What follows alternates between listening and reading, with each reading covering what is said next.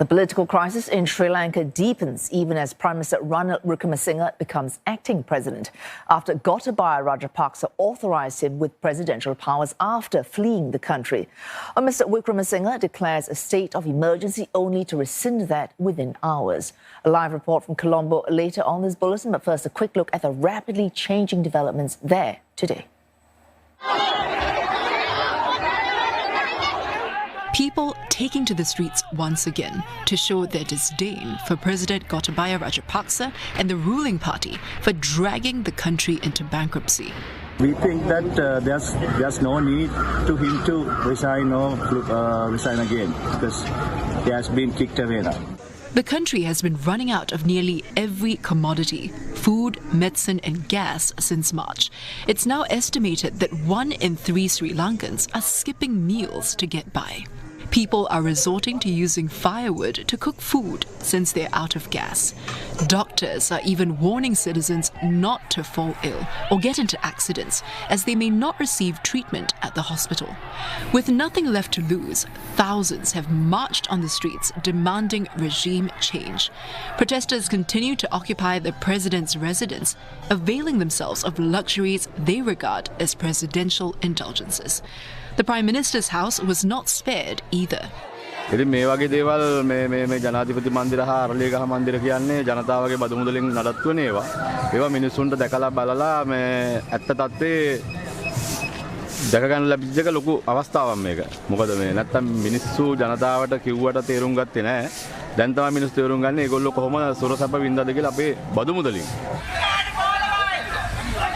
And the anger remains. Demonstrators broke into the main state television station and demanded that only protest-related news be broadcast. Prasad Kaushale Dogoda joins us live from Colombo. He's head of English and foreign news at Sri Lanka's national broadcaster. Mr. Prasad, we just heard from that report that the threats earlier saying that your station could only play protest-related news, and live telecast we hear was suspended several hours ago. Since then, has live telecast resumed? What sort of threats have you faced? Yes, sir. Now you can see behind me the main gate. In earlier visual you saw protesters were there. Now you can see nobody is there. Actually, the functions are normal and the roads are clear.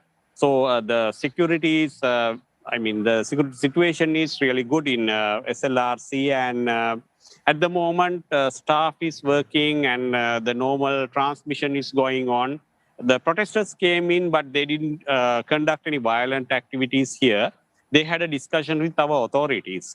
And they mentioned their desires and their expectations from the television, and they participated our live news also, and they expressed their views related to the current situation and the media and all other aspects from their point Mr. of Prasad, view. So after that, they left peacefully.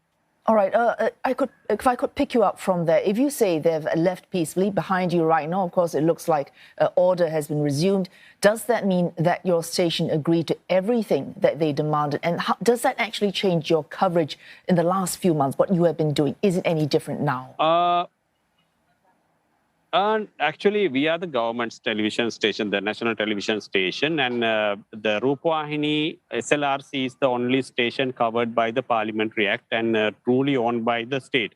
So this is a state property, and what we were doing actually, we were working along the government's view, and as the national television, we function according to the operations set up by the government. That's the natural setup of the normal setup of the SLRC. So what the demonstrators reportedly wanted, actually, they want to carry all the news and the statements they issue, and